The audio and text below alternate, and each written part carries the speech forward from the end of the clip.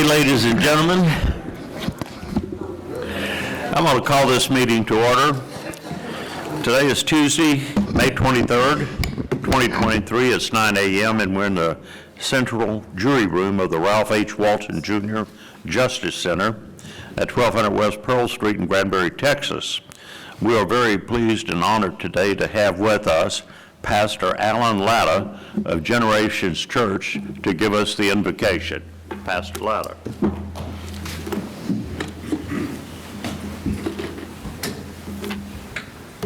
Let's breathe. Lord, we thank you for breath, for air. Thank you, Lord, for freedom that we have in our nation.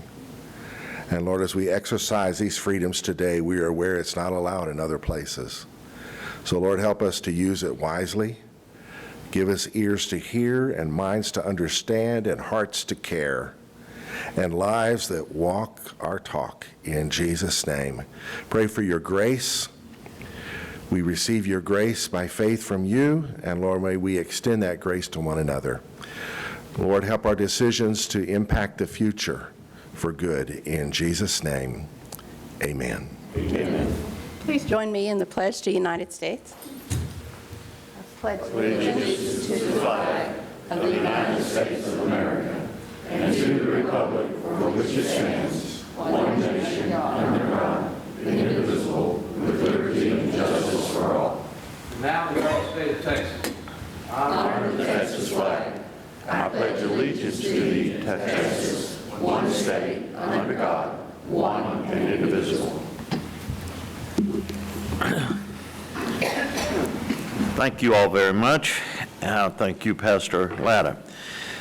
Today we've got some special presentations here. The first presentation is a proclamation declaring May 29th, 2023, a day to honor our fallen heroes. Is there anybody from Memorial Lane that's here? Oh yeah, I can see Kaylin. Where's that proclamation? Y'all sign it? Is that it?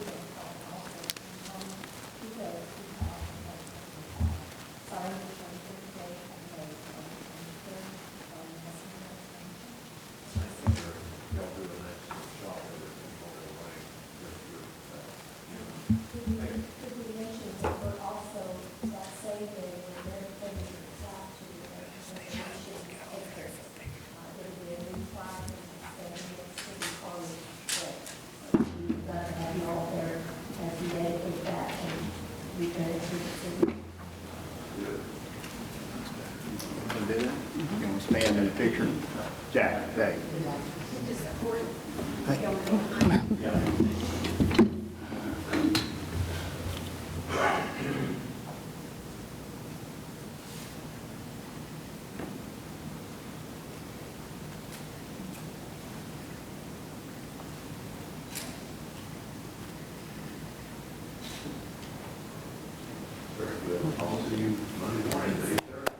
I'll get these signed by this line, and I'll get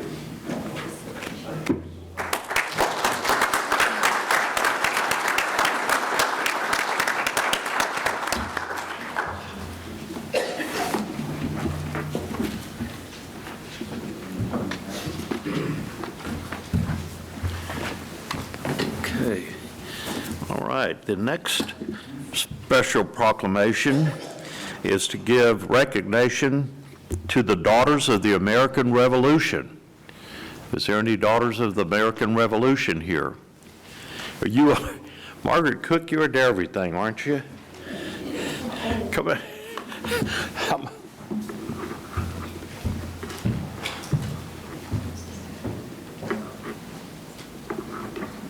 I know you have a booth down at the academy. You want to read this one too? Can you read that? Okay. Whereas the Elizabeth Crockett Chapter, National Society, Daughters of the American Revolution, DAR, has joined hands with Friends of Memorial Lane to set aside a special section of the Memorial Day ceremony to present a marker to the community. And whereas this marker commemorates the men and women who achieved American independence, these patriots believing in the noble cause of liberty fought valiantly to found a new nation. And whereas we believe that these patriots all shared one conviction, that our 13 colonies ought to be free, and they were willing to risk their lives, their fortunes, and their sacred honor to preserve through 8 long years of war in order to defeat the mightiest army on earth, resulting in American independence. And whereas part of the mission of the Friends of Memorial Lane is to continue offering in the Memorial Lane section of this park ways to keep both citizens and visitors to Granbury, Texas, educated about the history of this unique park, thereby keeping it the only known park in the United States to recognize heroes from the military, law enforcement, and firefighters branches of first responders. Now, therefore, the Hood County Commissioners Court does hereby proclaim May 29th, 2023, as a day to give special recognition to the Daughters of the American Revolution in conjunction with honoring fallen military heroes, and ask all citizens to attend the special ceremony beginning 8:30 a.m. at the Jim Burks Firefighter Park for the unveiling of the DAR marker. Perfect. Yeah, good. They want to take this.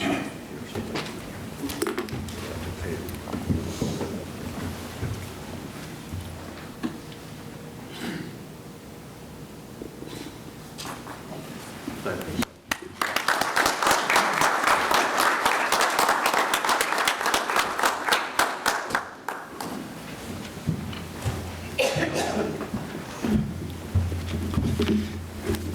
Okay, now we have another special presentation.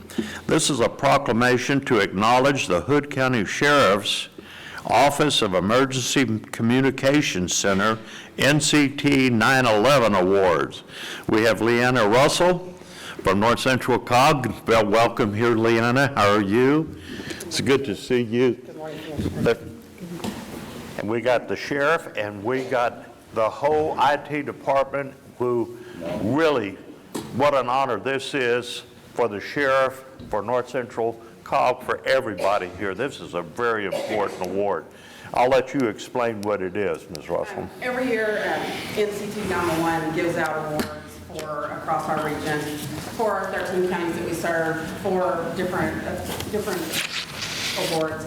We give out a telecommunicator of the year, a supervisor of the year, and the most prestigious, though, is our agency of the year.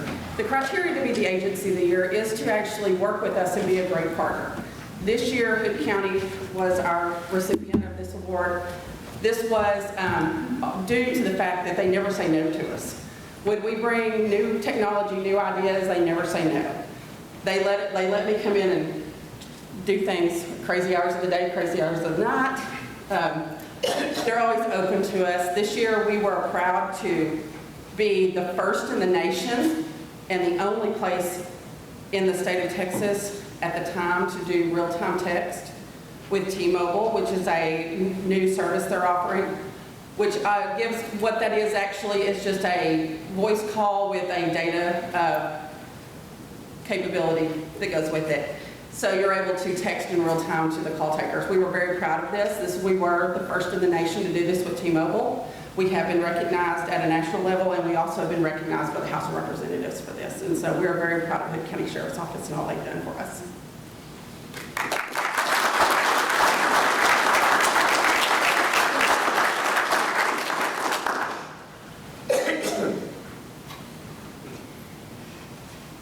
To honor the Hood County Sheriff's Office Emergency Communications Center.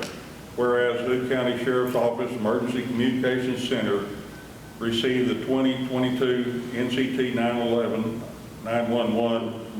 Agency of the Year Award for their professionalism and for their outstanding dedication to 911. And whereas Tyler Brown, whose diligence and expertise helped to keep our community safe, earned the NCT 911 Supervisor of the Year Award. And whereas Hood County ECC Telecommunications are the first and most critical contact our citizens have with emergency services. And whereas in March 2023, Hood County NCT 911 and T-Mobile conducted a live stream test with members of the FCC in Washington, D.C., thereby making Hood County the first ECC in the nation to go live with real-time text, setting an example for all our other emergency communication centers to use and benefit from this technology. And whereas Hood County ECC telecommunicators have contributed substantially in the life-saving measures and in the apprehension of criminals, suppression of fires, and treatment of patients.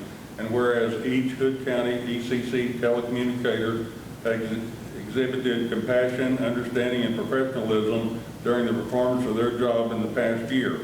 Now therefore, I, Jack Wilson, Commissioner Precinct 3, in partnership with Nanette Samuelson, Commissioner Precinct 2, along with all the members of the Commissioners Court of Hood County, Texas, do hereby recognize and congratulate the Hood County Sheriff's Office Emergency Communications Center and Tyler Brown on their outstanding accomplishments signed 23rd May 2023.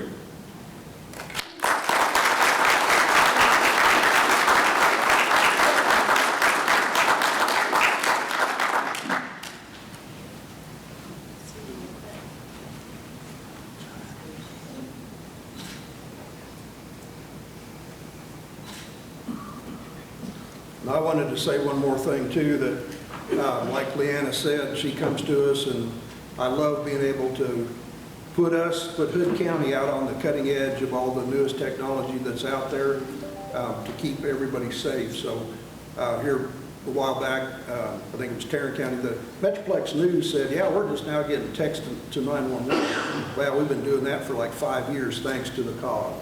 So we've had that equipment. We've been doing it a lot longer than anybody else. So there's a lot of different things that are new technology coming out there, and we're the beta testers, and so we get the top of the line, state of the art, first stuff out there before anybody else does. So great team, great partner, great court to stand behind us, so to keep you guys safe.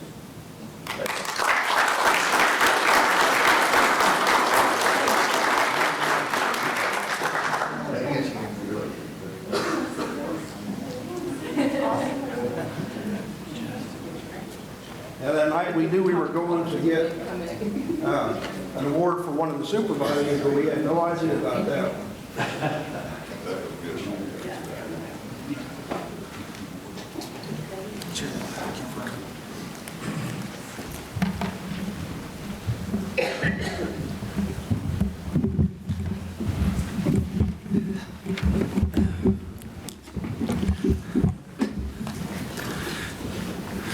Well, that's just a fabulous award, the first in the nation. I mean, little old Hood County, how about that?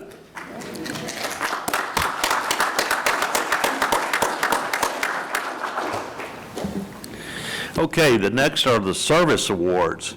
And the first recipient of a 5-year award is Sue Ann Avenshine. Is Sue Ann here? There she is. She's got to be with adult probation if Sherry Berry's with her. Right, Miss Berry? Yes, she is. Yes, Okay. she is. Dolly is our felony indirect case manager, and she supervises probably about 200 people on an indirect case for felony offenders. We could not run the department without her, and we're so thankful. Thank you so.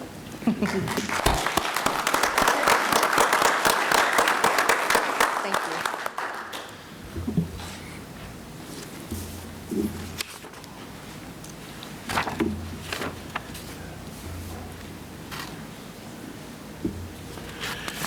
Okay, great. And the next award, who brought her own cheering section up here, is Cameron, also known as Cammie Royable, from the District Clerk's Office. 5-year award. Look at her.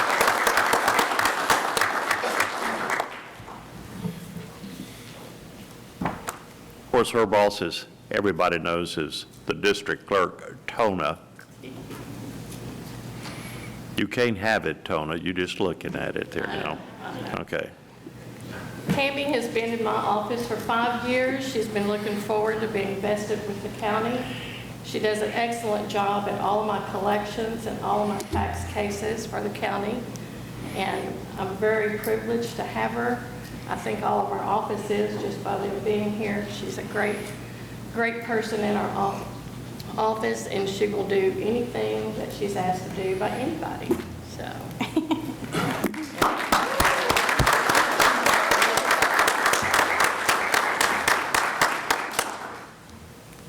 Thank you, ma'am. Oh, this is yours too. Huh? Hold that thing. There you go. Yay. Good. It's yours. Okay. The next award is Jay Holland with the jail, I believe.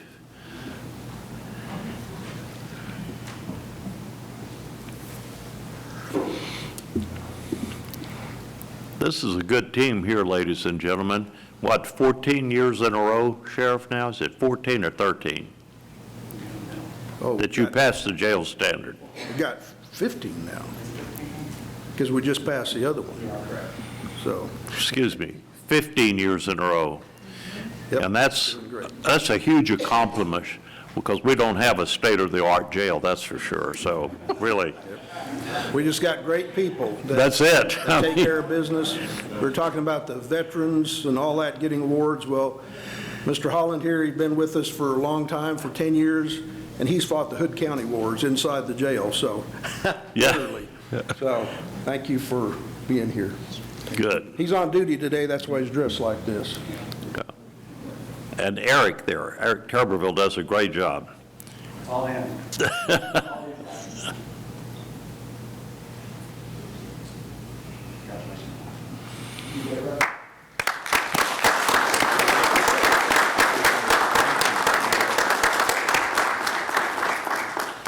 Okay, the next is Kaylee Greer with animal control, come on up, Miss McNabb. Yeah, she didn't want to, but thank you for having her come up. Yeah, Oh, she's come up to take a picture. yeah. Kaylee's been with us for 15 years. She started out in the jail and then transferred over many years ago to animal control, and she helps keep everything running smooth, and dogs and cats and everything's safe. Goats, chickens, cows, horses. Yeah, we And do- Kelly we do it all. go ahead. We just do it all out there. That's right. And Kelly McNabb does a great job, too. She does a great job.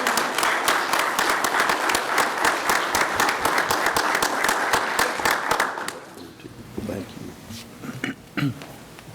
Now, nobody knows this next recipient. He has been around for a while, but he's such a wallflower that nobody really knows who he is. But his name is Roger Howe, but everybody knows him as Cotton Howe. Come on up here, Judge. He's been with us for 15 years. It seems like only 50, Cotton Howe.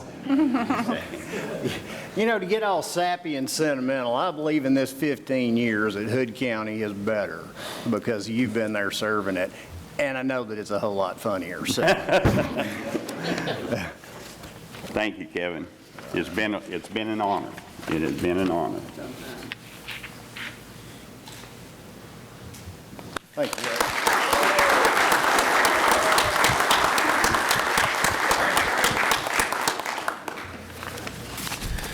Okay. All right, the next, now nobody knows this guy either. He's the biggest troublemaker that we have in the county here. He never shows up for work. I don't know why we've kept him around, but he's been kicking around for only 30 years. He does an excellent job. This is Mr. Donald Linney of Road Ops, and he does a fabulous job. Let's all go down there.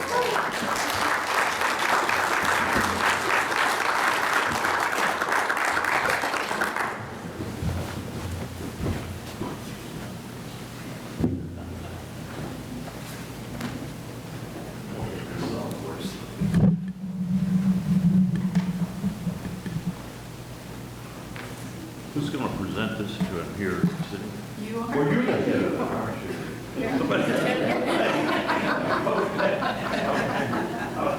How about, let me get you this. Look at this. Is this guy done a work?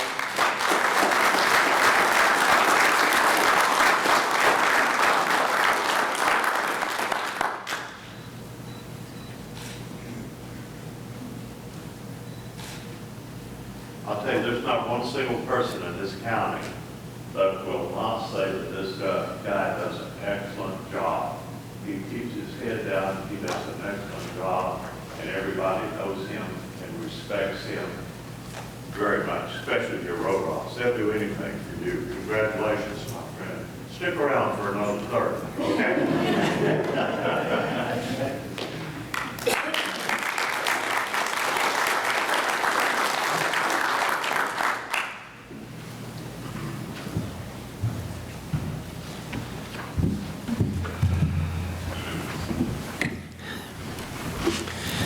Okay. Well, if we can keep this good mood going, now we get into the open mic portion. And we've got 5 people signed up for it. So is that what you have, Ms. Lang? 5 people for open mic? Okay. Okay, the first person to speak is Cotton Howe.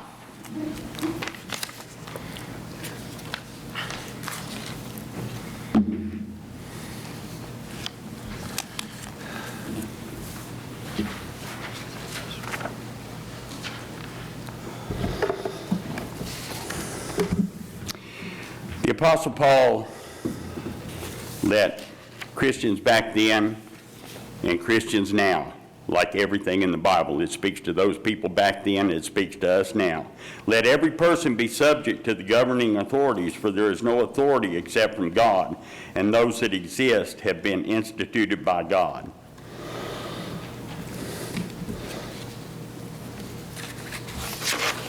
Okay, and the reason I feel like maybe a lot of that doesn't go on is because we forgot this.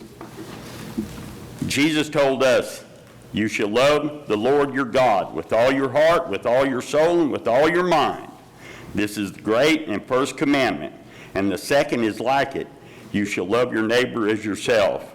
On those commandments depend all the law and the prophets. Thank y'all. Okay. All right, the next speaker is Michael Davis.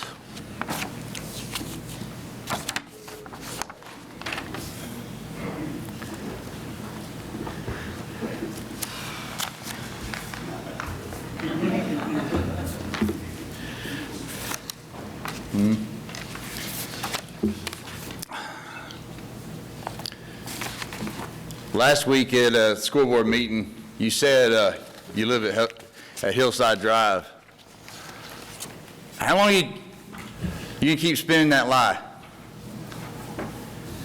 You don't live there. We all know you don't live there. You live in Lipan. I drove down through Lipan many times, and your truck's been parked out there. Your white Toyota Tundra has been parked out in front of your place.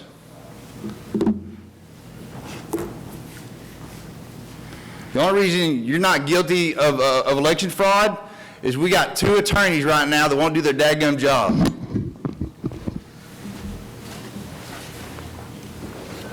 Not looking at me again, are you? Yeah, truth hurts sometimes, don't it?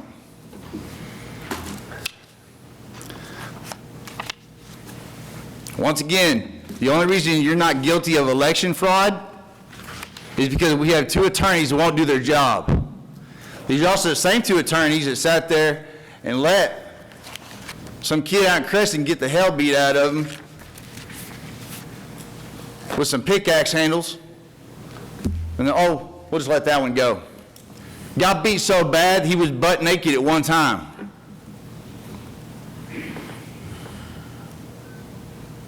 There's also the same person that let Nate Criswell go for whooping the hell out of his wife. Next time you see him, ask him, did he really shave his wife's head? And then did he actually sit there and describe how he choked his wife out on videotape? I don't know about y'all, but somebody whoops somebody that bad needs to be in jail. But hey, you know, we got these dynamic duos of attorneys over here who don't want to do their dadgum job and uphold the oath that they had to justice. Pretty sickening. Shaved his wife's head. I told you last week, you are who you surround yourself with, and I told you I'm going to tell you some things that are going to make you a little upset.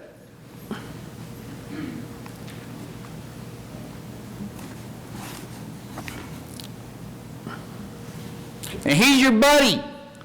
You do videos with him. And he runs around sitting there wearing a t-shirt on saying, I got no build. He brags about it. And he's your partner.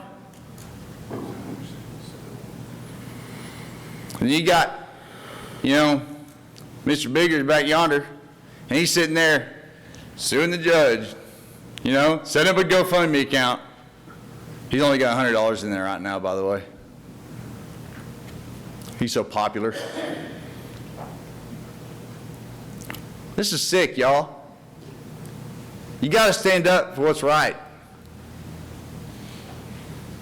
Matt Mills and Ryan Sinclair need to go on somewhere, like yesterday, and do their job.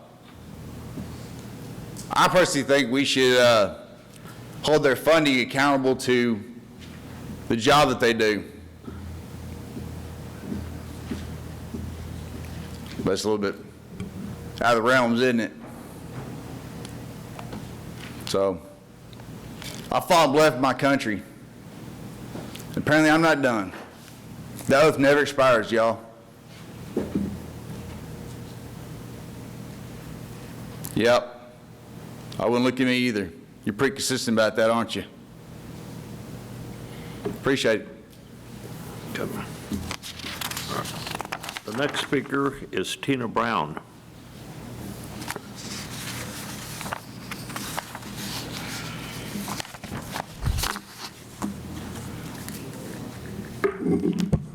Good morning. The first thing I'd like to do is congratulate Commissioner Wilson on his announcement for re-election campaign. I understand there was a pretty good turnout from people all across this county, so good luck to you. Second, I didn't know Mr. Biggers would be here, so I was going to ask you, if you were friendly with him, to convince him to remove his social media post of misinformation regarding the septic system regulations before people start canceling their contracts and putting themselves in violation of county rules. Third, I'd like to let you know that Somerville County Commissioner Court on Monday, June the 12th, they will be speaking about an abatement for Yellow Viking 2, which does, and I didn't know if you would be aware of that, but, you know, it does affect Hood County too. So if you're able to attend or do, you know, help in any way with the, you know, not to give an abatement because, you know, Texas is pretty friendly. You know, they're making money. They don't need an abatement. And then fourth, the last, I'd like to thank this court about, at the last regular meeting, there was, Commissioner Samuelson suggested that an additional workshop might be in order to deal with splitting up the different departments. Commissioner Eagle said, if we decide to go this way, then Becky Kidd said she would have the spreadsheets ready by Monday or Tuesday, and they would be useful before a workshop. Then Commissioner Samuelson asked if everybody is available on Monday before the workshops would be ready, before the worksheets would be ready, which I thought was kind of put the squeeze on Becky to get it done before she really had time. But anyway, the judge made a motion to table this item until after the workshop on the 15th. So I was completely surprised that it wasn't a workshop that was scheduled. It was a special meeting with the item to discuss and take appropriate action to assign departments to commissioners. So not only was it not going to be a workshop, it was also worded as if this decision had already been made, which had not been done. So it caused me a little concern that things were not being done according to rules in place. So what is the difference between a special meeting and a workshop? So I asked around, and the only definite thing I discovered was that no action can be taken at a workshop. So I could have split hairs about this because it was not what was voted on, but it was still within the realm to create a special meeting. So I decided to just let it play out, and I'm glad I did. I went to that meeting.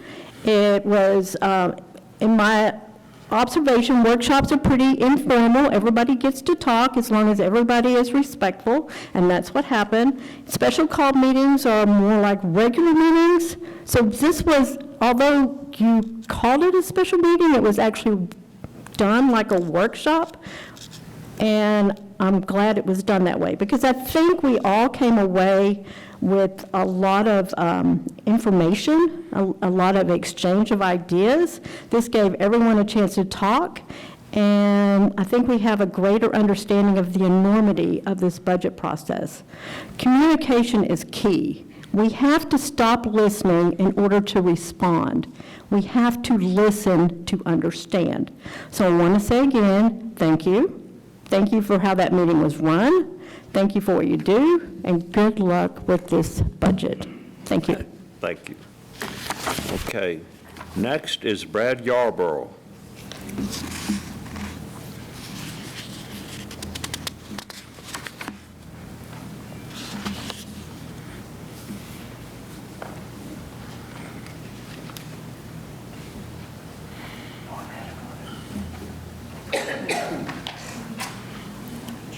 Good morning.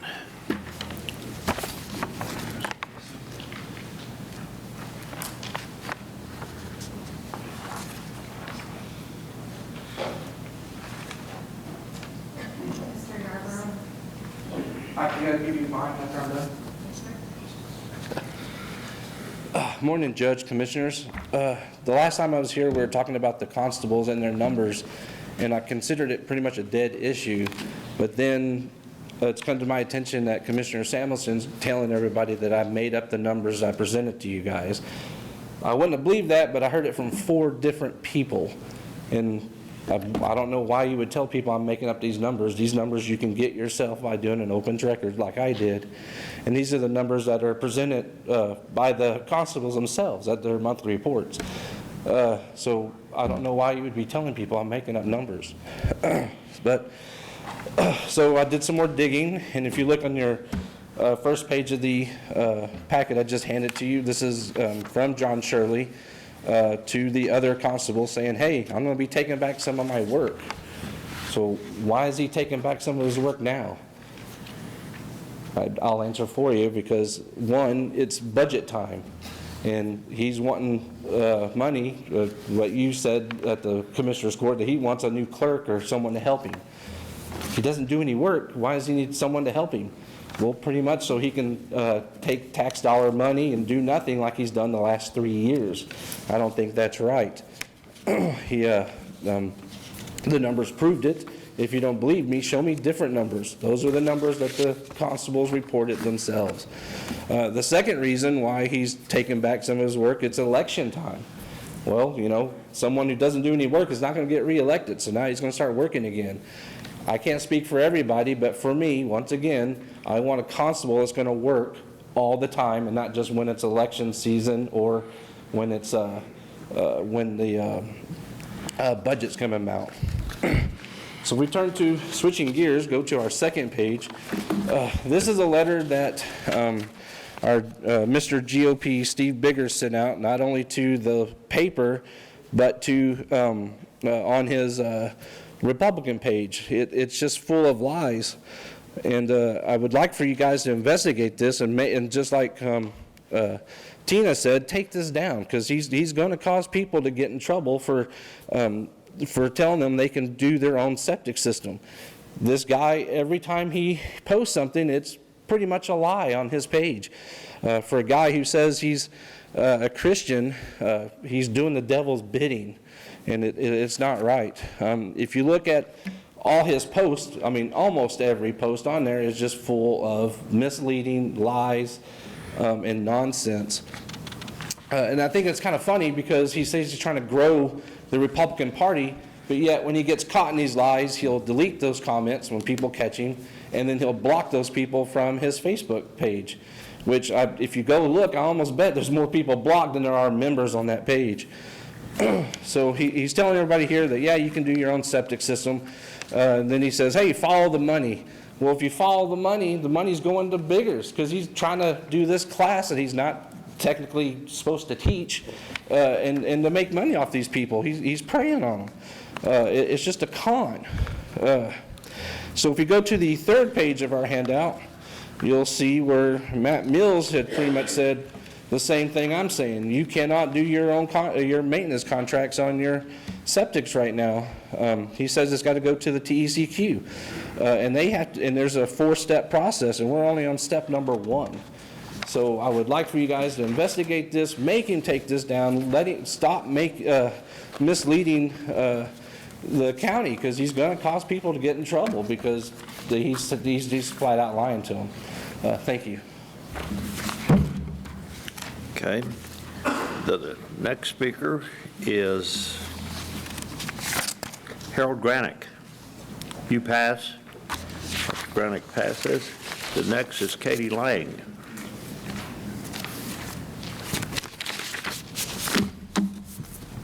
Good morning, Judge and Commissioners. I'm going to read to you the rules of procedure, conduct, and decorum at meetings of Hood County Commissioners Court. It is not the intention of Hood County Commissioners Court to provide a public forum for the demeaning of any individual or group. Neither is it the intention of the court to allow a member or members of the public to insult the honesty and integrity of the court as a body or any member or members of the court, individually or collectively. Accordingly, profane, insulting, or threatening language directed towards the court and or any person in the court's presence and or racial, ethnical, or gender slurs will not be tolerated. So I just wanted you to follow your own rules. Thank you. Exactly. Okay. All right. Now we're into the miscellaneous business here. Item number 1 is discuss and take appropriate action to appoint a board member to serve a 4-year term on the Upper Trinity Groundwater Conservation District. Okay, this is put out by Commissioner Precinct 2. Do you have anything to say? We do have one, we have 3 speakers on this. You want the speakers here? Or do you want to start? Mr. Shaw is here also from Upper Trinity Groundwater. If he wanted to say anything, he's welcome. All right. Okay. The first speaker is Elizabeth Mercer.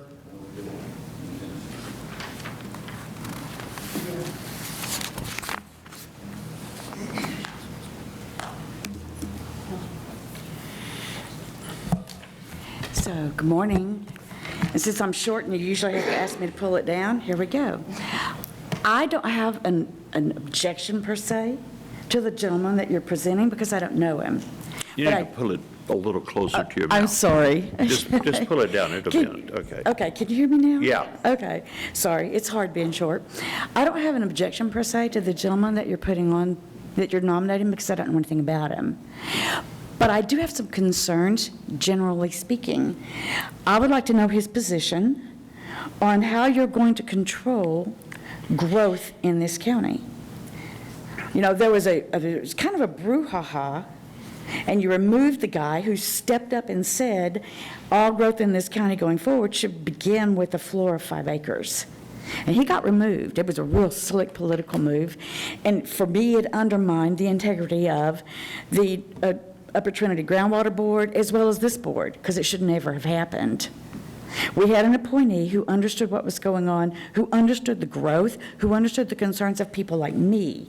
And just so you know, because I understand property rights are a big deal, if you go and you actually research this, because I have done so, I have a constitutional right under the Constitution of the state of Texas to protect my groundwater.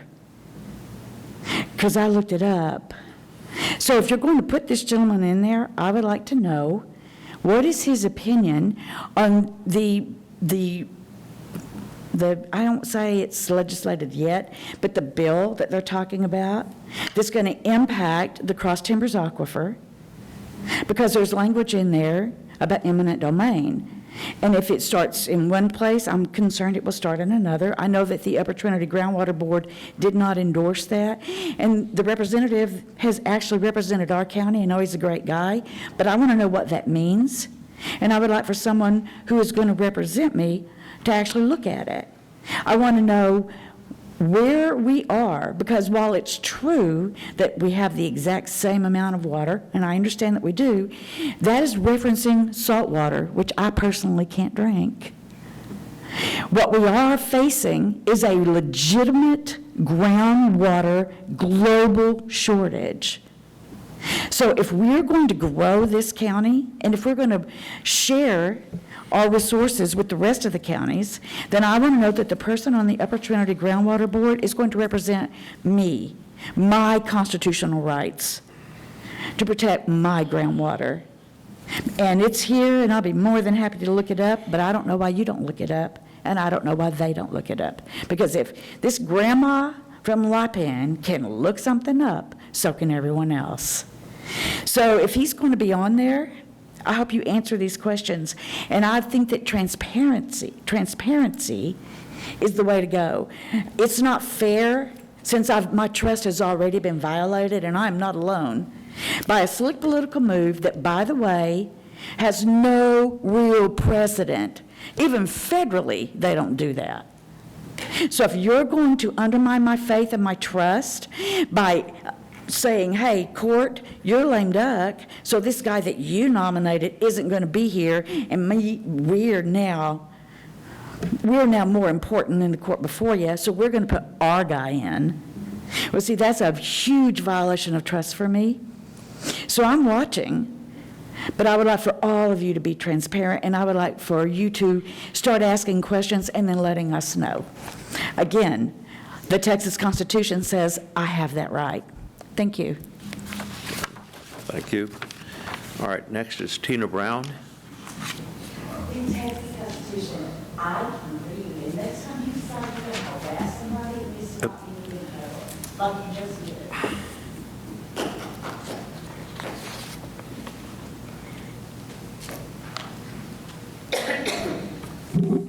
So I kind of agree with just about everything Elizabeth just said.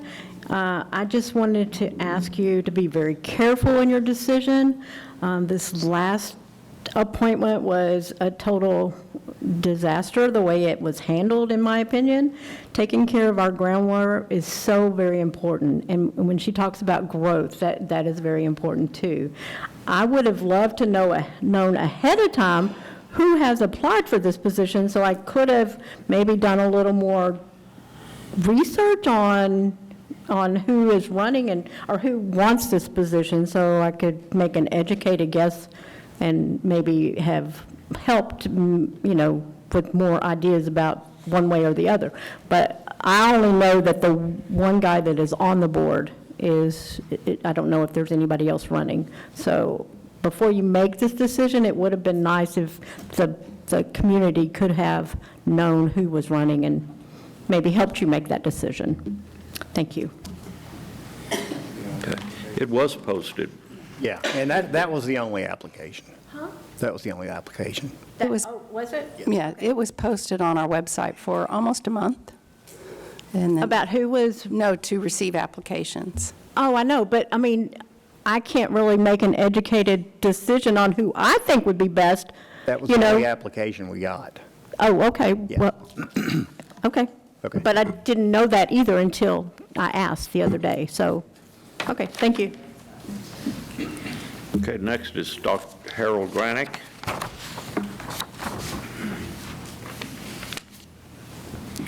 Well, this is an issue that has been blown up, not handled well because of underhanded techniques. There's a difference between groundwater, of which the founder of the Groundwater Board and original nominee is an expert, and surface water.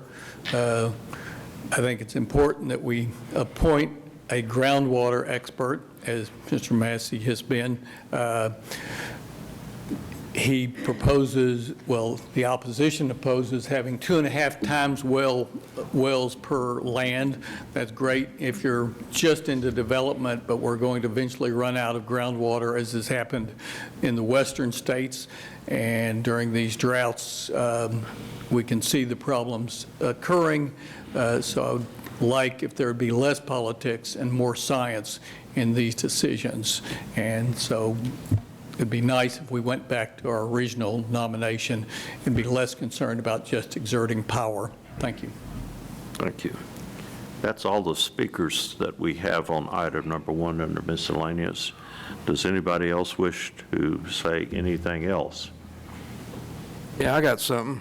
I want to talk about Mr. Jared Reynolds, who is the only person who applied for this, and he's currently finishing up his 4th year on the board. He's a Lipan resident. What qualifications, experience, and education do you possess that would assist you in serving this position? I have a BS in hydrology from Tarleton State University. I have an ME, master's degree in water resource engineering from UTA.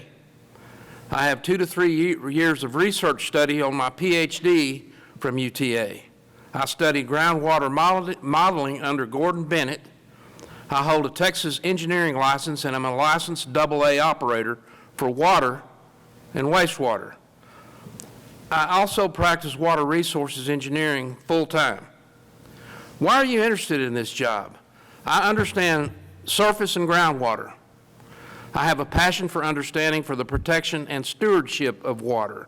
I have a responsibility to serve the community of which I have been born and raised with the knowledge and education that I have obtained through years of study.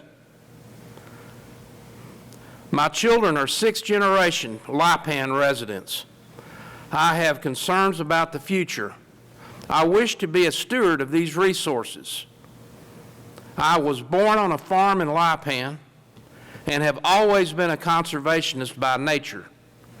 It is our job to create problem solvers for generations to come with the resource which is taken for granted by all.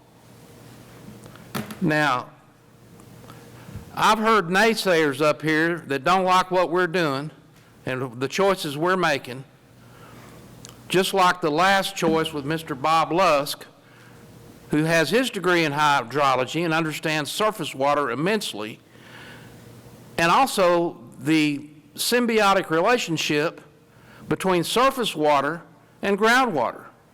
They don't stand in a vacuum by themselves. So what we have now, the composition of this board, is Hood County has 2 water experts on the board. Some will call that subject matter experts in a derogatory way. That's fine. That's the politics of it. That's somebody else politicking it, not us. We also have 2 experts from Wise County. We have actually a person who actually is in the well drilling business who understands groundwater. And we also have a civil engineer from Wise County. Now you have 4 other people, 2 from, excuse me, I misspoke, that was from Parker County. We also have 2 from Wise County and 2 from Montague that have other experience. So you have 4 degreed experts up there, or water people up there between Hood and Parker County, and you have 4 other folks from other areas. One of them's a newspaper editor, owns a newspaper. One of them is a hay salesperson, and there's a lawyer up there, God forbid, and I forget the other one. So, you know, I appreciate all the input up here, but we have an open records laws that if you want to get copies of people that file in their applications that was posted more than 30 days ago, all you got to do is ask for it. And we're making the best decisions that we can make, and if you don't like it, then run against us next time. But frankly, I think that we've got 2 very good people on that board, and I'm happy that we've got them on there. And I think that they're going to do a good job, and I think Mr. Doug Shaw, who's the manager of the Upper Trinity Groundwater Conservation District, would agree with me. And I'm going to make a motion that we appoint Jared Reynolds for another 4-year term to the Upper Trinity Groundwater Conservation District Board. Second. Motion been made by Commissioner Eagle to appoint Gerald Reynolds for another 4-year term on the Upper Trinity Groundwater Conservation District, second by Commissioner Samuelson. Any further discussion? I just want to say I think we're just very blessed as a county to have such expertise and people that want to serve. I mean, this is a non-paying position, right? This is a volunteer position, and these 2 gentlemen have extraordinary expertise to be able to bring their experience to such an important issue. And I just feel that this is a blessing that we have, and I'm proud that to be here in Hood County and to have these talented people serve us. I agree. Jared is supremely qualified, and his heart's in the right place on this. He is looking to protect the groundwater. So I think we're very fortunate to have him apply for this position. Any other comment or discussion or question? If not, call for the vote. All those in favor say aye. Aye. All those opposed say nay. Motion carries 5-0.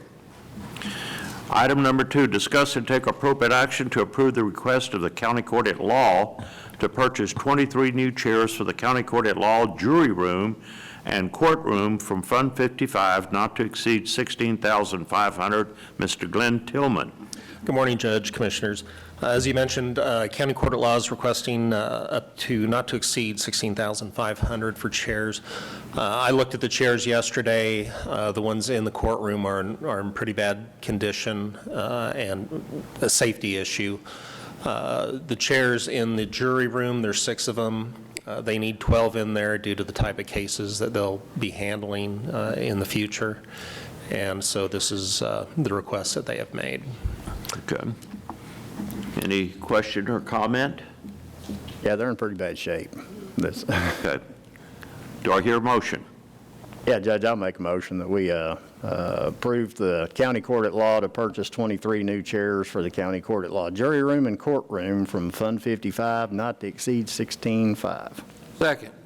Motion been made by Commissioner Andrews to approve the request of the county court at law to purchase 23 new chairs for the county court at law jury room and courtroom from Fund 55, not to exceed $16,500. Second by Commissioner Eagle. Any further discussion? All those in favor say aye. Aye. All opposed say nay. Motion carries 5-0. Thank you. Thank you, Mr. Tillman. Item number 3, discuss and take appropriate action on the Texas Association of Counties Unemployment Compensation Reserve Refund of $25,826.93 to be placed into Miscellaneous Revenue Fund 55. All right. Ms. Yeah. There's your payment for item number 2. Just kidding. Okay. We received this payment in 2020. It's an unemployment reserve refund. So talking to the auditor, spoke with Kevin Andrews, and Fund 55 is the best place for it. That's where we put it in 2020. That's where we can utilize it the best. Okay. Does Ms. Kidd agree with you? I have already had it spent someplace else, so. Oh. Not number 2. We have to find it. 16.5 out, 25.8 in. That's not bad. No, I don't think so either. Okay. Anybody have any other comment or question? If not, do I hear a motion? Yeah, Judge, I'll make a motion to put the Unemployment Compensation Reserve Fund of $25,826.93 into Miscellaneous Revenue in Fund 55. Second. Okay, a motion been made by Commissioner Andrews to deposit the $25,826.93 from the Texas Association of Counties Unemployment Compensation Reserve refund into Fund 55, second by Commissioner Wilson. Any further discussion? All those in favor say aye. Aye. All opposed say nay. Motion carries 5-0. Thank you, Ms. McCoy. Okay, item number 4. Discuss and take appropriate action to consider requests from juvenile probation for additional placement in detention funds. Ms. Sherry Berry, I know why you had your employee come up here, because now you want more money, right? Yes, sir. That's Okay. exactly right. Okay. You do an excellent job, though. You really do. And we're on the board, and I know you need this for placement. Am I right? Yes, sir. Every year, we're tasked with placing numerous kids that come to the department that possibly either the victims in the home or they just are exhibiting behaviors that their family just cannot handle at the time. So they require these out-of-home placements that cost anywhere from $197 a day to $260 a day. And those placements can last anywhere from 180 to, 190, 200 days out of the year that child will be placed. We had money budgeted, but we are at the end of that budgeted money. We did not have enough to cover the cost this year for those kids. We currently have 3 kids that are still in placement, and to get them through, I'm just hoping to get them through August so that I can get my state money and then finish up their placements with that if they're not completed with their placements at that time. In that amount, I need $40,845 just to get those kids through August. Okay. Anybody? And then I'm also requesting detention funding, just as the need for the jail expansion and all of that. The juvenile world isn't any different. We have kids that are in detention, and they've been in detention longer than normal, and that's due to the backlog of placements, getting kids moved from one place to another. Counties are forced to place kids now that they would have sent to TJJD because TJJD is not accepting those kids at a rate that's fast enough to handle the load. So we're having to spend more money on kids just sitting and waiting. So to finish up through August, I need $40,000 In detention in money. detention funds. Yes, sir. So total, you need $80,845? Yes, sir. Okay. This is really something beyond our control, isn't it? I mean, Yes, we sir. talk about this twice a month. Yes, sir. Don't we, the juvenile board? One of the biggest things with detention is when this budget was prepared last year for, the upcoming year, we were paying $90 a day. Well, the contracts don't come out until September, for the next year, and they upped our price. They wanted us to pay $150 a day for detention costs, but we negotiated and we got it down to $125. But that's still, that money Yeah. that wasn't planned for by any means. You did a good job on that, too, getting them down to that. Thank you. But the facility here is running very well now. Let me Yes, sir, it is. knock It up is. some Yes, wood here. agreed. Okay. You mentioned that there is potential reimbursement from the state. Yes, ma'am. And how does that work? Okay, so the kids that are waiting to go to TJJD, and we actually have 2 right now that are waiting, they could be in detention for up to 75 days is kind of what the wait time is looking like right now. But at the end of each month, so I have one kid that was in there the entire month of April, but his commitment date wasn't until, I think, the 27th. So we can request those few days in April, and we can do that the 1st of May. And then at the end of each month, we can request reimbursement for those detention costs from the state. And it's a pretty simple process. It's just input in a computer, it gets approved, and they send us a check. Okay, But- so do you have any idea what, as far as the total impact, so 80,400 or 845, but some percentage of that will be reimbursed from the state? Is there any way to guess how much that might be? It just depends on how long the kid is there. But if the kid's there for a month, you're looking at, $3,800 or something like that. So not a each time. huge. It's not, because those kids are just kind of hanging out, and that's not taking care of the kids that are getting arrested, last night and tomorrow. And Okay. Thank you. yes, ma'am, thank you. Anyone else have any question or comment? Ms. Berry? Yes, Where's the ma'am. money come from? Yeah. I knew that was coming. We have 250,000, or a little over that, in general contingency, and if you will make a motion to allow me to do line item transfers to move from there into detention and placement, and I would recommend just moving 45,000 into each, just to be sure, so we're not going to come back here and do it again. And I hope that we don't have to do that, but And if money comes in, I will just ask the treasurer to put it into miscellaneous revenue, because there's no other, I don't want to credit these accounts, that won't really help, unless I see that we're getting too close to going over budget. But that's what I would ask right now, is you ask me to do a line item transfer from general contingency into placement. From what into now? detention. Line item from what? General contingency, that's in the general fund, and move 45,000 into placement and into detention, and that should cover it. Each for a total of 90,000? Yes, sir. Okay. Okay. Does anyone care to make a motion? I'll make the motion. Request that the auditor make a line item transfer from general contingency, 45,000 into juvenile probation placement and 45,000 into juvenile detention. Second. Okay, a motion been made by Commissioner Samuelson to transfer 45,000 into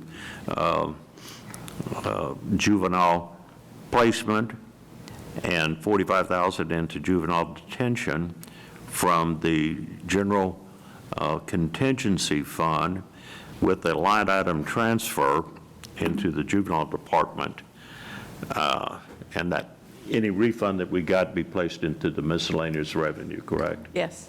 Second by Commissioner Eagle. Any further discussion? All those in favor say aye. Aye. All opposed say nay. Motion carries unanimously. thank you very much. Thank you. Appreciate it. Okay. Doing a great job. All right, the next item is item number 5. Discuss and take appropriate action to accept the donation of the use of 2 RV storage facility units, 15 foot by 50 foot from Ron Cummings. The storage facility is located at 4206 Fall Creek Highway, Granbury, Texas, 76049. Each unit has electricity available with 30 amp, 40 amp, and 50 amp service. The use of the units are at no cost to the county, except for any electricity used by the vehicles, as each bay is served by individual electric meters on site. Security cameras are on site and monitored 24 hours a day. This is for the command unit that we do have and for the bookmobile. Yes, I was approached last week by, Mr. Cummings, and he has available spaces in his facility at the 4206 Fall Creek Highway address. I went out and looked at them. They're completely enclosed with large overhead doors that will allow, there's plenty of accessibility to back each of those units into those bays, bring the door down and lock it. And then, like was stated in the note, if there's only cost is going to be if we plug in either one of those units, and both of them, typically are plugged in, but they're on separate standalone meters, so they'll be identifiable, and for each one. So it's one of those deals where it's kind of hard to pass up free, use of a storage to protect the assets that we've got, because we've got a considerable amount of large money in both of those 2 units. And that's the reason for that. Anybody else have a comment or question? Well, the lease says $1. Well, happy to pay that if...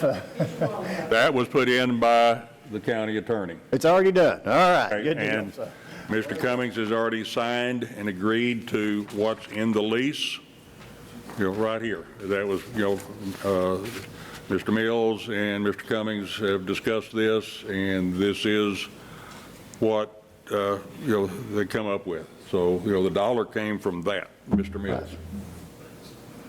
Maybe statute. Okay. Thank you. It's a great, really good solution to the issue that we discussed in the prior court, so thank you, Absolutely. Mr. Cummings. Yeah, thank you, Mr. Cummings.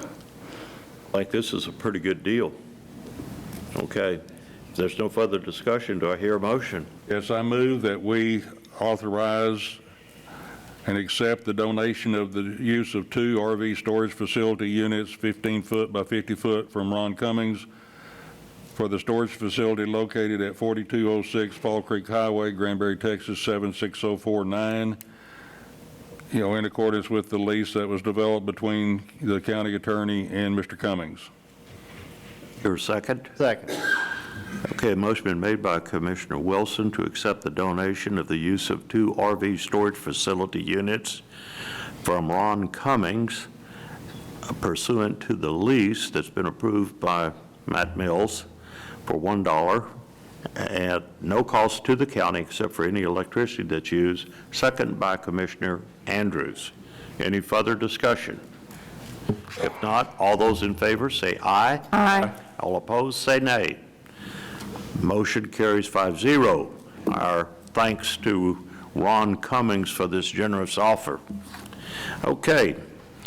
Item number 6, discuss and take appropriate action to allow the county judge to sign a memorandum of understanding relating to communication, coordination, and jail access between the City of Tolar Police Department and the Hood County Sheriff's Office. We got here today Steve Smith, Assistant Chief Sheriff, Chief Deputy. I've been called worse. Yeah, okay. And we also have Ray Wilson with us today from the City of Tolar up here, so both of y'all going to talk about this. You first, Steve. Very briefly, Ray contacted me a few weeks ago and said that Tolar is rebuilding their police department. From what I understand, he will be appointed chief once he gets all of his TCO stuff in order. And to get a your license back from TCOL or the recommendations from TCOL, he has to have a memorandum of understanding with the county for dispatch services, for jail services and stuff like that. So he sent me the memorandum of understanding. I had Mr. Mills look at it. He sent it back. I did a signature page, and it got sent to you guys to look over. Good deal. Chief, you're chief now, aren't you? Not Chief yet. of police? Not yet. I Not don't yet. carry the chief title because we don't have a department yet. That's what this process is for today. Oh, okay. Like Chief said, we're recreating our police department that hasn't been in effect for approximately 10 years. The city of Tulsa is moving forward with equipment purchases and everything that needs to go with that. One of the items needed is a communications center, dispatch 911, jail. We also want to have mutual aid with the sheriff's office so that not only would they come into the city of Tulsa, but we would also go outside if they needed the help. We would be more than happy to do that. It is my understanding, like Chief Smith said, that Mr. Mills has reviewed this and he'd made corrections and everything is in good shape as far as I understand for both sides. So we'd like to ask and thank you for your consideration to approve this. Good. We always recognize more law enforcement here in the county of Hood, so that'd be good. I'm all for it. Anybody have any question or comment? Sheriff's Department's had a chance to look at this, and everybody's okay. Yeah, so currently we take calls, all the calls in Tulsa anyhow, so this should take maybe just a little bit of a load off of us, hopefully. Sounds good. I hear a motion. Yes, sir, Judge. I'll make the motion to allow the sign, well, it says county judge. I think we're all on there to sign the memorandum of understanding relating to communication, coordination, and jail access between the City of Tulsa Police Department and the Hood County Sheriff's Office. Second. A motion been made by Commissioner Andrews to allow the Commissioners Court of Hood County to sign the memorandum of understanding relating to communication, coordination, access between the City of Tulsa Police Department and the Hood County Sheriff's Department. And second by Commissioner Wilson. All those in favor, say aye. Aye. All opposed, say nay. Motion carries unanimously. Thank you, Ray Wilson, for coming all the way down from Tulsa here. Good luck. Take some of the work off our hands here, okay? Motion approved 5-0. Okay. Item number 7, discuss and take appropriate action to approve the application and review process for awarding American Rescue Plan funds. Ms. Margaret Campbell.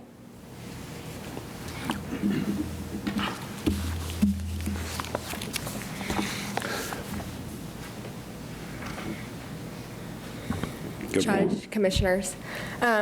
Nanette put this on for me, just so that y'all can approve the application for the ARPA funds. As soon as y'all approve it, I can publish it to the website and send it out to anybody that would like to apply. You've all had a chance to read 2 drafts, and you all have a copy of the final document in front of you as well. Okay. I've seen it. We've made revisions to this. Everybody has seen it. I have reviewed it again. I think we're ready for a motion, aren't we, Ms. Samuelson? All right. I'll make the motion to approve the American Rescue Plan application and review process forms for the American Rescue Plan funds. Second. Okay, a motion been made by Commissioner Andrews to approve the application form for the ARPA funds for awarding American Rescue Plan funds, second by Commissioner Wilson. What? You just said, Will. I said him. I'm sorry, I know he let the looked alike, correction appear. I'm trying to read this and everything out. Okay. Motion made by Commissioner Samuelson, second by Commissioner Wilson. Okay? All those in favor say aye. Aye. All those opposed say nay. Motion carries Thank you. unanimously. You did a great job on this. I think it's Thank you, very sir. fair. Y'all Thank you. did a great job. Okay. The next item is item number 8. Discuss and take appropriate action for annual renewal of RFB 2020-004 non-spec aggregate alternate RFB 2020-005 aggregates for surface treatment, and RFB 2021-008 hot mix coal lay asphaltic concrete with price increase to Vulcan Construction Materials LLC. Mr. Glenn Tillman. Good morning, Judge, Commissioners. Yes, we have 3 contracts up for renewal from Vulcan Construction. They all do come with increased pricing, but we do recommend that they are approved. All 3 of these contracts came with limited bidders. We had one of them awarded to 2 bidders. One of them actually canceled on us last year. So it is challenging with these products, and unfortunately, the pricing is going up on those, but they are things that road operations uses and definitely needs. Okay, so you're recommending approval? Yes, sir. Okay, and everything's all copacetic according to all the rules, regulations, and everything. You agreement with this, Mr. Lenny, and your 30 years? Okay, all right. We do have one speaker on this. Mr. Ferris? Yes, I picked up an agenda, looked at the last item number. I realized the agenda's back there, at least one of them was from 2 weeks ago. I wish to speak on item 9, please.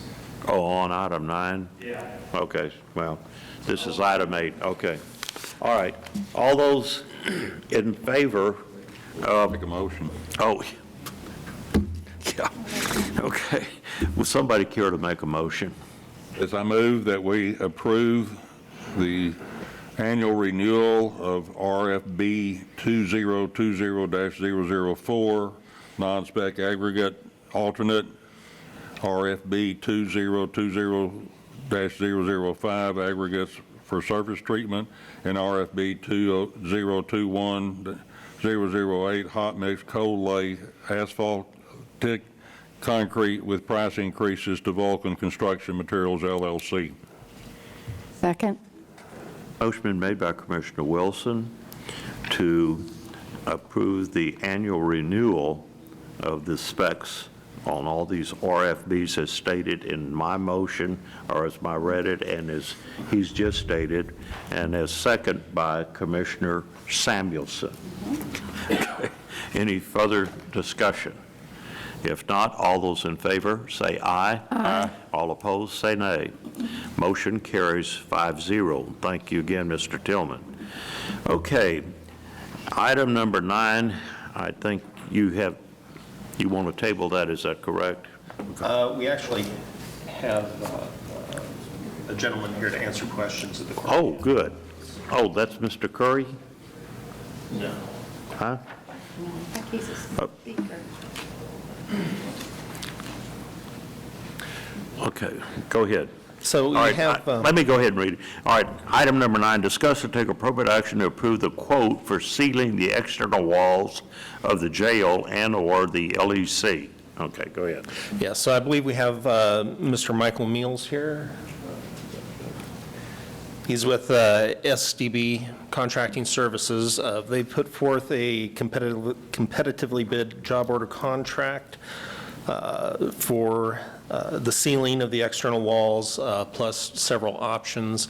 And he's here to answer any of your questions about that today. And I'll let him do that at this time. Good morning. Morning.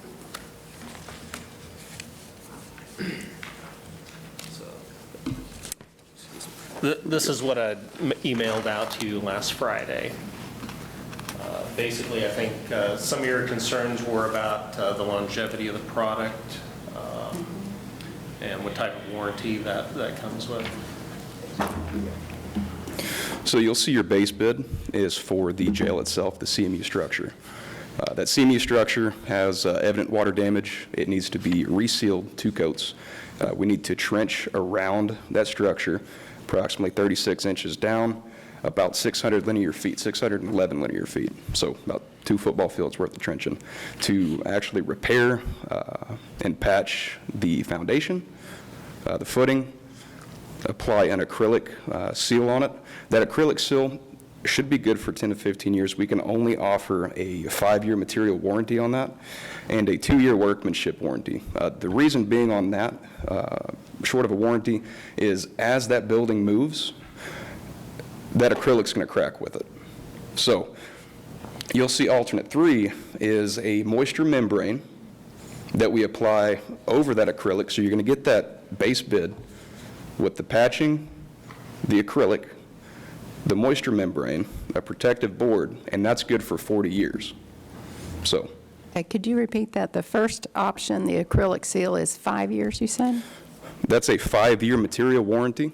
You can go back to that manufacturer, and we're carrying a 2-year workmanship warranty. So within 2 years, if there's evidence there should not be of water damage, we'll be back out there. Okay, but then if we add alternate number 3, that makes it a 40-year?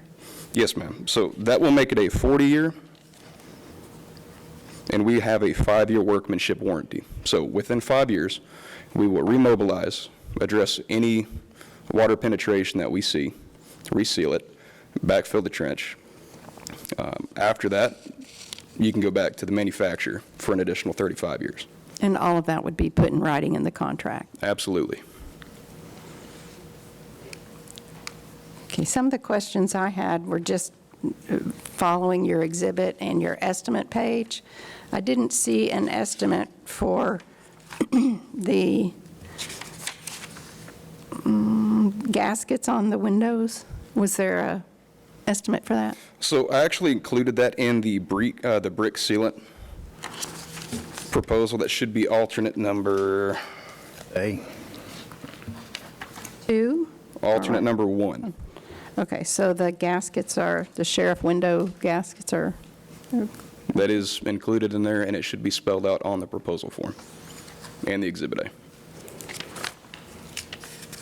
I think one of the questions that we were looking at there is, do we need to consider replacing those 25-year-old windows instead of resealing them? So Glenn and I spoke about that a little bit yesterday, so that's something I think we need to look a little further into to see what we need to do there.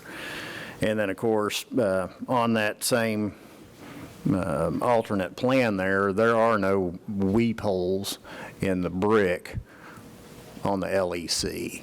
So brick and mortar are not waterproof, and if there's no way to deal with the moisture that is penetrating through those, then I think that we have to seal that also, the brick portion there. So you're going to go to 36 inches. What's the plan for infrastructure if you strike or hit, electrical sewer, in that, because you're doing a 30-inch wide trench, 36 inches down, I would suspect you're probably going to hit some utilities, in other words. Absolutely. We've accounted for hand digging a majority of that 600 linear feet of trench, simply because trying to get equipment on there and using a backhoe or, a Mini X, we're likely to strike something. However, to mitigate that risk, we will provide ground penetrating radar services. We'll have them out there for a full day. They x-ray the ground. They identify underground utilities. They mark them, and then they will continuously mark them as we perform construction so that the markings don't get moved or misplaced. And that's with our 100% supervision on site at all times while we're performing work. That's one of his tasks, is to make sure that we're mitigating that risk. Problem is, if you hit utilities, could have a significant impact in the operation of the jail. And that's a big concern. Understood. We could work with the jail to develop a risk mitigation plan and outline what to do in the event that we unfortunately do strike underground utilities, be it electric, water, sewer. Are you prepared if there is, if you do actually strike utility and it necessitates removal of prisoners from that facility to other facilities to cover the cost of those other facilities?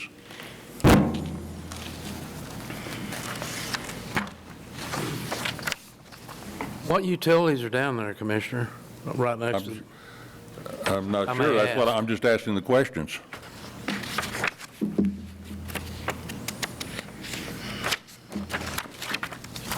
It's not electric, all the electric's overhead on that, so I think it'd just be sewer, water, maybe gas. And, surely we can locate those things.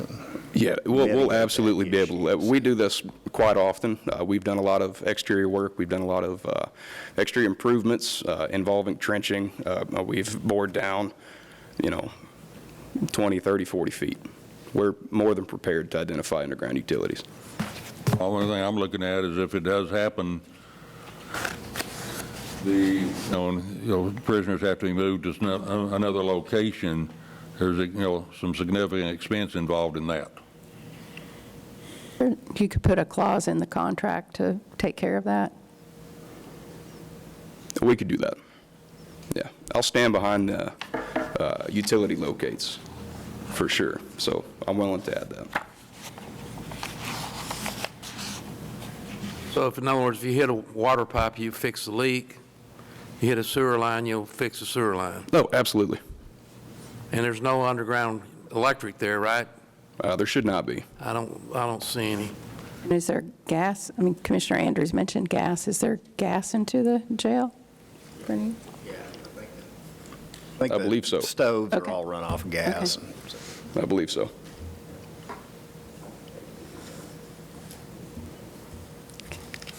So just a clarification on your, the front page with your estimate on it, number 3, it says Hood County to provide laydown area for SDB, laydown area to include 20-yard dumpster, lift equipment, and porta potty. Are you saying that that's the space you need to lay that equipment down, or are you asking Hood County to include a dumpster, lift equipment, and porta potty? Those items will be provided by SDB. We simply need an area close to the job site that's accessible for us to lay our provided dumpster down, or porta potty, or hand wash station. Okay, I thought that, but it just could be read either way, so I just wanted to be sure that you weren't expecting us to provide that as well as the laydown area.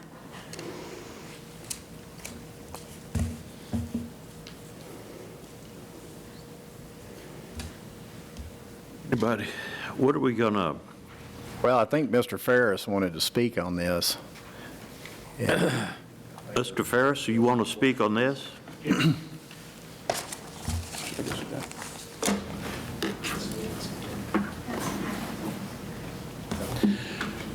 First of all, I'm all in favor of doing ceiling. Lived in New Hampshire for 12 years, and everybody had basements, and this was a common practice. So as far as that part, totally for sealing it and getting rid of it.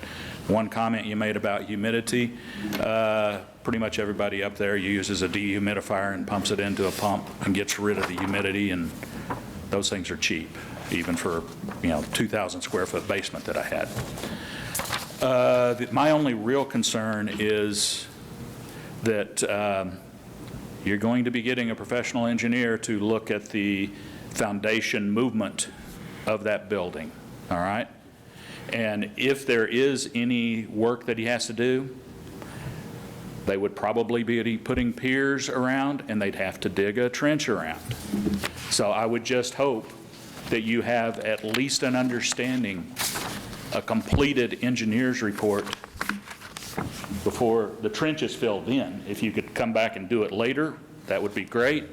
But you really need to have your inspection done. And the last thing before I'll step back, I was talking with my son, and I got one of the professional engineer's contracts that he really likes to use in court cases of foundation movement, things of that nature.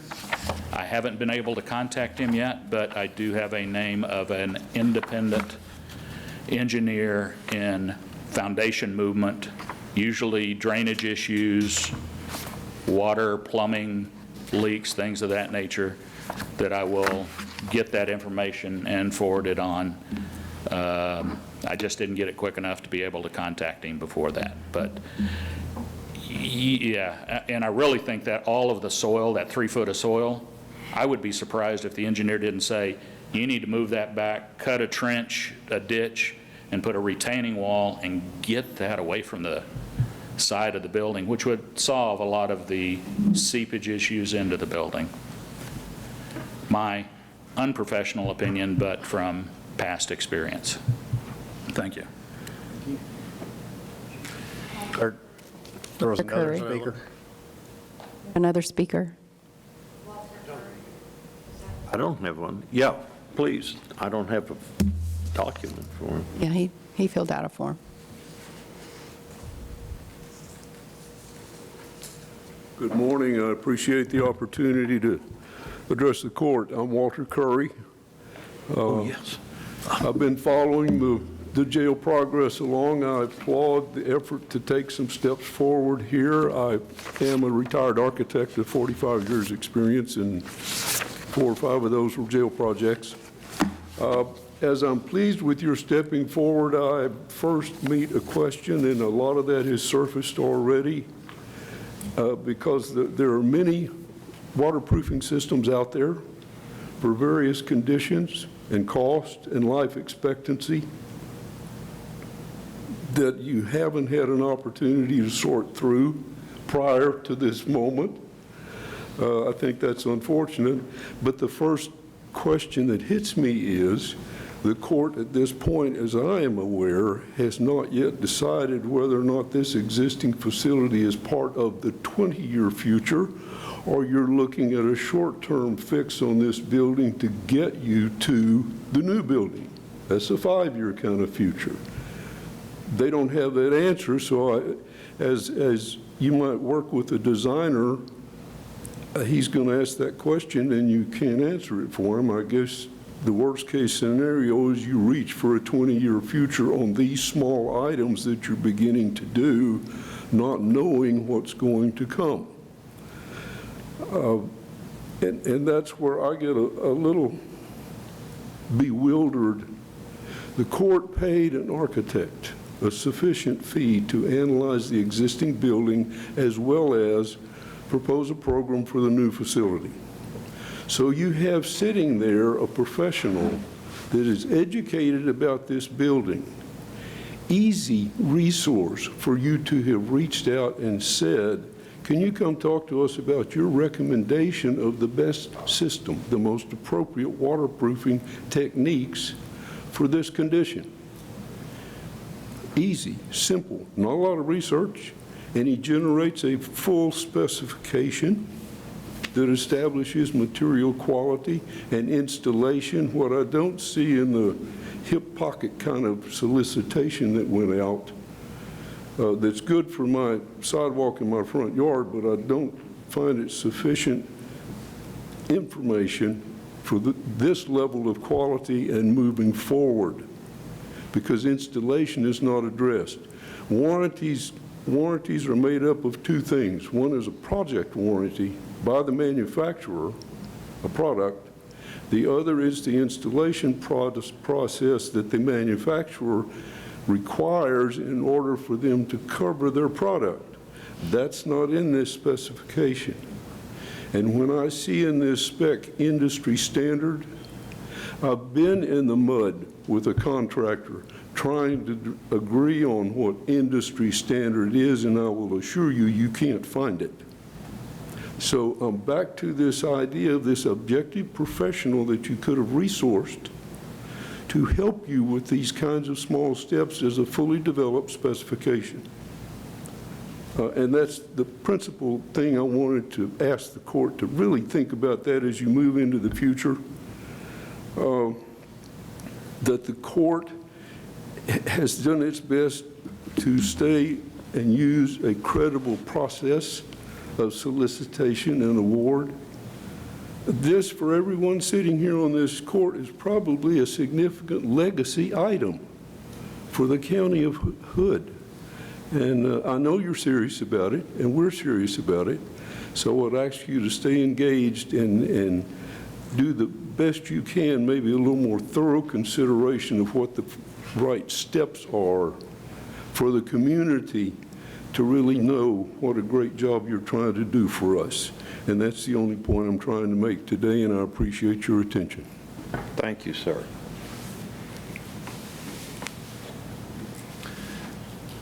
Okay, so if the court doesn't have any more questions for Mr. Mills, it's our goal to request that this be tabled until we get the engineer's report back that has been ordered on the jail, because obviously you don't want to put that first, and then come back to this once we've received that report, and I've had an opportunity to further study the proposal that SBD's put forward to us. So we do request that it be tabled until we receive the engineer's report. Okay, do I hear a motion to table? Yes, I move that we table any action, on the ceiling of the exterior walls of the jail and our LAC until the receipt of the engineering study, because spending $402,000 on ceiling without knowing what the engineering is going to say is a significant risk. I'll second that.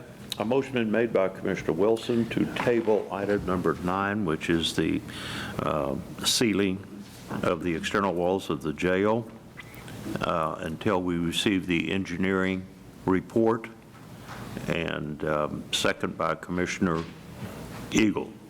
Any further discussion? All those in favor say aye. Aye. All opposed say nay. Motion carries 5-0. Thank you. Thank you, sir. Thank you, Mr. Curry. That's a good way for a manufacturer to kind of get out of it and say, well, it wasn't installed correctly, and then there's no warranty whatsoever, right? It can be. There's tricky lawyers in the world, too. Did you know that? Thank you, sir. Okay. All right, now that brings us to the consent agenda. Does any commissioner wish to pull anything from the consent agenda? If not, do I hear an appropriate motion? Yeah, I make a motion, we approve the consent agenda as presented. Okay, a motion been made by Commissioner Andrews to approve the consent agenda. Do I hear a second? Second. Second by Commissioner Wilson. Any further discussion? All those in favor say aye. Aye. All opposed say nay. Motion carries 5-0.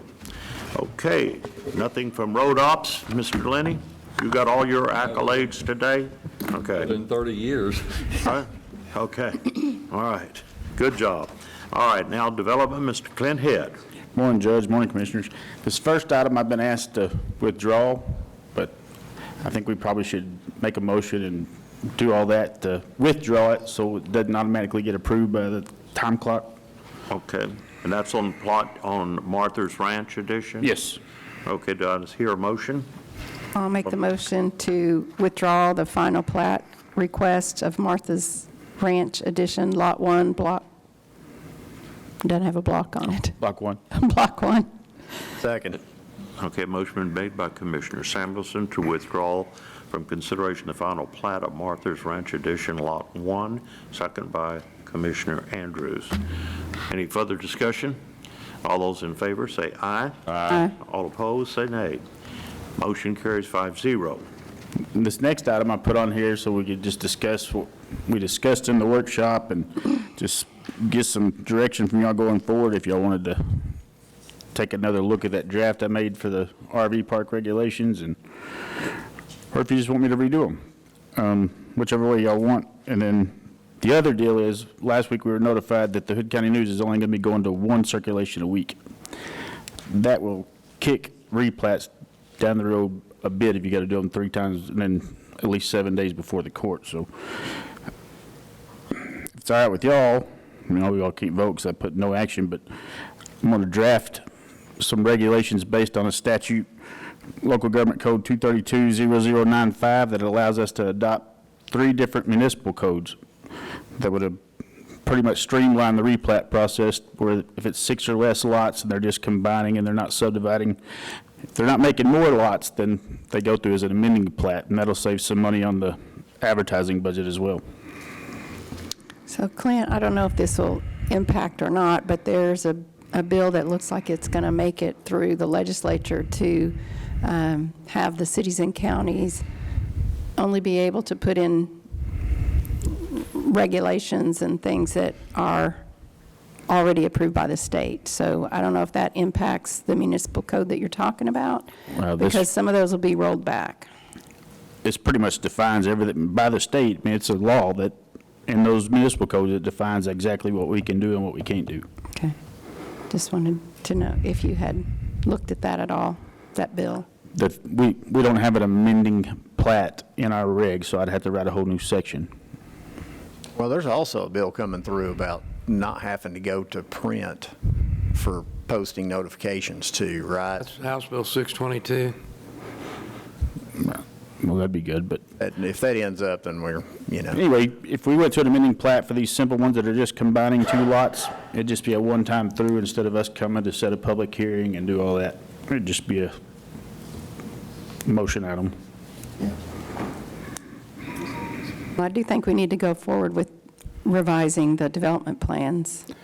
So, we're not voting, so I just was stating my opinion. The replat one I've been thinking about for a while because of the amount of money I spent on advertising. And then the other one, the RV park, something needs to be done with those. Whether we remove them, rewrite them, whatever you want to do. So have you made any progress on or decided what the process would be to put a note up that those current ones out there are not to be followed? The note is up. Oh, thank you. Appreciate that. But yeah, I'll send y'all out the draft and y'all decide, and let me know by email, and if y'all want me to rewrite them or change anything on that draft, let me know, and then we'll get them to how y'all want them, and then I'll run an ad in the paper, and then we'll have a public hearing. Thanks. Good deal. Thank you, Clint. Okay, that brings us to financial. Ms. Becky Kidd.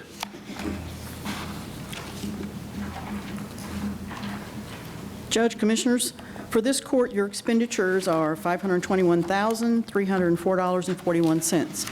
You've also been given a spreadsheet of payments over $10,000. Are there any questions regarding these invoices? Okay, do I hear a motion? Pay the bills. Yeah, I move we pay the bills for $521,304.41. Second. Motion been made by Commissioner Andrews to pay the invoices in the amount of $521,304.41, second by Commissioner Wilson. Any further discussion? All those in favor say aye. Aye. All opposed say nay. Motion carries 5-0. Next. Monthly reports. We have received the monthly reports that you have a list of and is on the screen. We've reviewed these monthly reports and ask that you accept them. I'm just going to make one clarification. When I talked about what was going on with JP2 and Constable 2, I was specifically looking at January through March.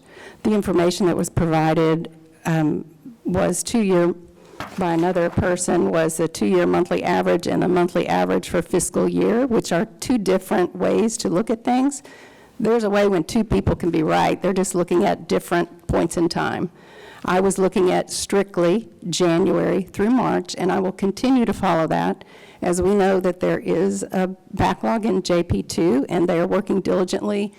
Ms. Tona Hill has offered some court time in this court, so JP2 can work through that backlog. And yes, there is a backlog in JP2, and Constable Precinct 2 are working very hard to clear that. And again, the numbers I was looking at were January through March. This other document is from a different time frame. It also could be accurate, but it's a totally different time frame. So just wanted to clear the record on that. Okay. Well, that doesn't have anything to do with the financial record. Do I hear a motion regarding the financial records? This was on the reports, I think. Motion to accept the reports. Second. Motion been made by Commissioner Andrews to accept the financial reports, second by Commissioner Eagle. Any further discussion? All those in favor say aye. Aye. All opposed say nay. Motion carries unanimously 5-0. Next item I have are two financial reviews, one for Constable Precinct 1, one for Constable Precinct 3. I'm just going to add them together. There were no exceptions, and I ask that you accept both of these reports. Anybody have any question or comment? Do I hear a motion? Yeah, I'll make a motion that we accept the 2023 review of Constable Precinct 1's financial records and Constable Precinct 3's financial records. I'll second. Motion been made by Commissioner Andrews to accept the 2020 review of both Constable Precinct 1's financial records and Constable Precinct 3 financial records, second by Commissioner Eagle. Any further discussion? All those in favor say aye. Aye. All opposed, nay. Motion carries unanimously 5-0. Next. Hi, Wade, hold on one second. Next, we have the annual financial review. I have Wade Whitlow on speakerphone. Can you hear me, Wade? Yes, I can hear you. Let me turn this up. Okay. You all have a copy Yeah, of the we have annual a copy. financial report. We had a good, clean report. You agree with that, sir? Is Becky Kidd doing okay? Wade? What's that? Having a hard time hearing. Can you relay what's being asked? How is the report? Did I do a good job? Yes, so within that report, we have 3 letters that we're issuing. They're all clean letters. The first issue is our opinion on the financial statements. We're issuing an unmodified opinion, so it's a clean opinion. Lets the readers of the financial statements know that what they read is materially and factually correct. The other 2 letters that we're issuing are in the back of the report under the federal awards section. The first is the report on internal control over financial reporting. So when we come out and perform our field work, we do tests of transactions. We do walkthroughs at all the various departments around the county. And through that analysis, if we identify any deficiencies in internal control that rise to the level that need to be reported within that letter, we do so there. I'm happy to report that we're issuing a clean letter. There were no deficiencies in internal control that rose to the level that needed to be included within that letter. Now, we don't issue an opinion on the effectiveness of the internal controls that we're looking at. We're only identifying deficiencies, if anything that we find through our assessment of the control environment in the county. The third letter is our opinion letter on major federal programs. So the one program that we had this year was ARPA, and we're issuing an unmodified opinion on that grant. So all the test work that we performed within that grant was in compliance. For what we look at the compliance supplement that's issued by the White House each year. At the federal level from the Office Management and Budget. So that program came back clean. One little caveat with the ARPA program that I want to make sure I communicate is this program is deemed by the federal government, by the Department of Treasury, as a high-risk program. So what that means for auditors is as long as that program exceeds the threshold that would require us to take a look at that program to test it, we don't even do risk assessment. We're required to test it. We're dictated by the federal government on that front. So the 2023 compliance supplement was just issued. So we anticipate that this program will continue to be tested until those funds are exhausted. As far as the makeup of the report, it's very comparable to prior year. We did not have any accounting standards issued that affected the county this year. So it's a comparable report to prior year. Overall, the county's in good financial position. The budgets that are disclosed within the report we didn't report anything negative from a budgetary standpoint, so all that is positive reporting from my point of view.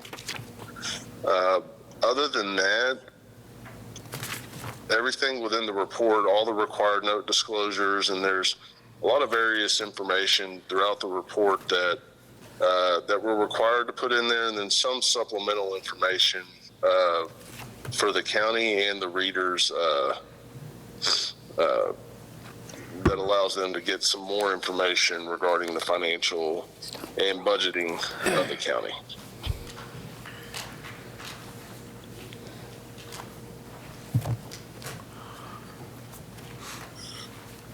So the only note, I don't know if there's any questions, or be happy to answer anything. Have we got a timeline on that this has to be done to accept this? It's done. But I mean, well, you've asking us to accept it. I just got handed this, and I couldn't pull it up on the, I've put it online, so I hope you accept it today, because there are entities that are waiting for it. there is one note just about purchase orders. Could you go into that a little bit? I don't think you can. Wade, the note about purchase orders. So the item with purchase orders, through our test of transactions, we take a sample of excuse me, cash disbursements.